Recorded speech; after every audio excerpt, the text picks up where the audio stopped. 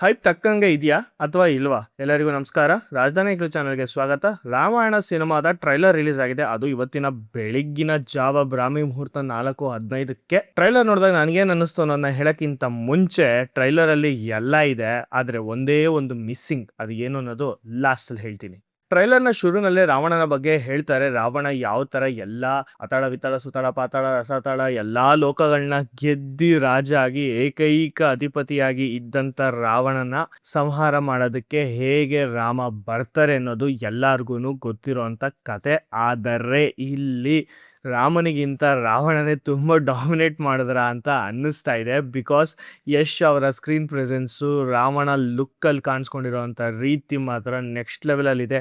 ಒಂದು ಮಾತ್ರ ಡಿಸಪಾಯಿಂಟ್ ಆಯಿತು ಗುರುವೆ, ಟ್ರೈಲರ್ ಬಿಡೋಕ್ಕಿಂತ ಮುಂಚೆನೇ ಒಂದಷ್ಟು ಕಡೆ ಪೈರಸಿ ಲೀಕ್ ಆಗೋಗಿತ್ತು. ಸೊ ಪೈರಸಿಲಿ ಒಂದು 30 ಸೆಕೆಂಡ್ಸು 50 ಸೆಕೆಂಡ್ಸು ಈ ಥರ ನೋಡಿದ್ವಿ.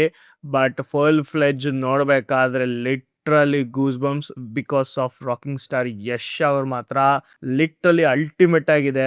ಪರ್ಫೆಕ್ಟ್ ಚಾಯ್ಸ್ ಅಂತಾನೆ ಹೇಳ್ಬೋದು. ಬಿಕಾಸ್ ಏನಿದೆ ಗುರು ಆ ಸ್ಕ್ರೀನ್ ಪ್ರೆಸೆನ್ಸು ಅವರ ಸಕ್ಕದಾಗಿದೆ.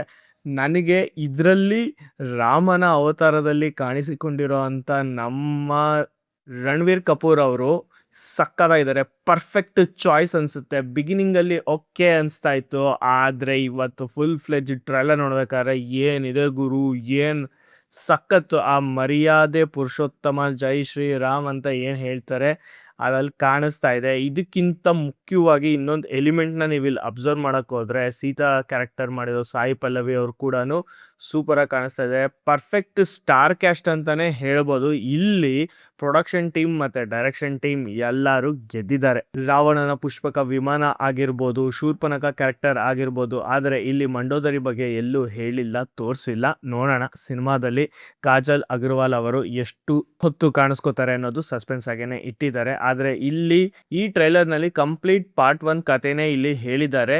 ರಾಮ ಮತ್ತು ರಾವಣ ಇಬ್ರು ಜನನ ಆದಮೇಲೆ ಅಟ್ ಲಾಸ್ಟ್ ಸೀತಾ ಅಪಹರಣ ತನಕ ಇಲ್ಲಿ ಹೇಳಿದ್ದಾರೆ. ನೋಡೋಣ. ಐ ಥಿಂಕ್ ಕ್ಲೈಮ್ಯಾಕ್ಸ್ ಅಲ್ಲಿ ಜಟಾಯು ಜೊತೆ ರಾವಣನ ಯುದ್ಧ ಮಾತ್ರ ನೆಕ್ಸ್ಟ್ ಲೆವೆಲ್ ಅಥವಾ ಅಲ್ಟಿಮೇಟ್ ಆಗಿ ಇರುತ್ತೆ ಅನ್ನೋದು ಸಣ್ಣದಾಗಿ ಗ್ಲಿಮ್ಸಸ್ ಕೊಟ್ಟಿದ್ದಾರೆ. ಇಲ್ಲಿ ರಾವಣ ಎಷ್ಟು ಪವರ್ಫುಲ್ ಅನ್ನೋದಕ್ಕೆ ಜಸ್ಟ್ ಸಣ್ಣ ಎಕ್ಸಾಂಪಲ್ ಅಂದರೆ ಹುಲಿ ಮುಂದೆ ಒಂದು ಘರ್ಷಣೆ ಆಗ್ತಾರೆ ಬಾಯಿ, ಲಿಟ್ರಲಿ ಅದು ನೋಡ್ಬೇಕಾದ್ರೆ ಅದು ಸಖತ್ ಎಕ್ಸ್ಪೀರಿಯನ್ಸ್ ಇತ್ತು. ಎಸ್ಪೆಷಲಿ ಮ್ಯೂಸಿಕ್ ಮಾತ್ರ ತುಂಬ ಚೆನ್ನಾಗಿ ಕೊಟ್ಟಿದ್ದಾರೆ. ಇದೇ ದೀಪಾವಳಿಗೆ ಸಿನಿಮಾ ರಿಲೀಸ್ ಆಗ್ತಾ ಇದೆ. ಗ್ಲೋಬಲ್ ಲೆವೆಲಲ್ಲಿ ಇಂಡಿಯನ್ ಸಿನಿಮಾ ಮಾಡದಿರೋ ರೆಕಾರ್ಡ್ಗಳನ್ನೆಲ್ಲ ಈ ಸಿನಿಮಾ ಮಾಡಿ ಮುಗಿಸಿ ಎಲ್ಲ ಬಾಚ್ಕೊಳ್ಳುತ್ತೆ ಅಂತ ನನಗೆ ಅನ್ನಿಸ್ತಾ ಇದೆ.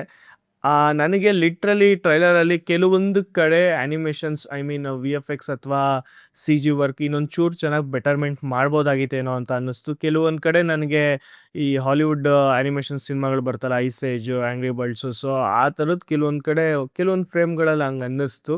ಅದು ಬಿಟ್ಟರೆ ಇನ್ನು ಓವರ್ ಆಲ್ ಪ್ರೊಡಕ್ಷನ್ ಕ್ವಾಲಿಟಿ ಆಗಿರ್ಬೋದು ಇನ್ನೆಲ್ಲನೂ ಸೂಪರಾಗೇ ಬಂದಿದೆ. ಅದೊಂದು ಬೇಜಾರಂತ ಇತ್ತು ಗೊತ್ತಾ, ಆ ಬೇಜಾರೇನೆ ಕಾಜಲ್ ಅಗರ್ವಾಲ್ ಅವ್ರನ್ನ ತೋರಿಸಿಲ್ದಿರೋದು. ನೋಡೋಣ ಮುಂದಿನ ದಿನಗಳಲ್ಲಿ ಯಾವ ಥರ ಸಿನಿಮಾ ತಂಡದವರು ಪ್ರಮೋಷನ್ಸ್ ಮಾಡ್ತಾರೆ, ಏನು ಎತ್ತ ಅನ್ನೋದೆಲ್ಲ ತಿಳ್ಕೊಳ್ಳೋಣ. ಸದ್ಯಕ್ಕೆ ಇವಾಗ ರಾಮಾಯಣ ಟ್ರೈಲರ್ ಬಂದಿದೆ, ಇನ್ನು ಟಾಕ್ಸಿಕ್ ಟ್ರೈಲರ್ಗೆ ವೆಯ್ಟಿಂಗ್. ಶುಭ ದಿನ, ಬಾಯ್.